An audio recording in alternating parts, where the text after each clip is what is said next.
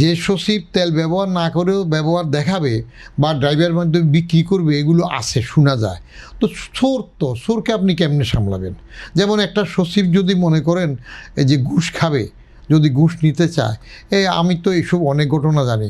আগে তো অন্যের মাধ্যমে বলতো নিচের কোনো লেভেলে, এখন তো কেউ যদি ঘুষ খায় সেটা ইভেন সেক্রেটারি হইল সরাসরি বলে, লোক দিয়ে টেলিফোন করে এত টাকা নিয়ে আসবা, নিজে ডাইরেক্ট নেই, কারণ অন্যের দিলে দাম অন্য জেনে যেতে পারে, অসুবিধা হতে পারে। ভাগ বাটোয়ারা ছাড়াও জানবে, মানসম্মানের প্রশ্ন, ডাইরেক্ট ট্রানজ্যাকশন ভালো। আল্লাহ দেখলো, আমি দেখলাম, আপনি দেখলেন, অসুবিধার কিছু নেই, সাহসের ব্যাপার। আমি এরকম ঘটনা অনেক জানি। করবেনটা কি? কিছু করা যাবে না। কারণ করা যাবে না কেন? সিস্টেমের মধ্যে চোরের কোনো শাস্তির ব্যবস্থা আমাদের কম। সরকারি চাকরির মধ্যে আমলাদের হায়ার অ্যান্ড ফায়ার সিস্টেমটা স্ট্রং নয়। আইন আছে, বিধি আছে, রুলস আছে, কিন্তু এটার প্রায়োগিক অবস্থাটা খুবই করুণ। অতএব হবে।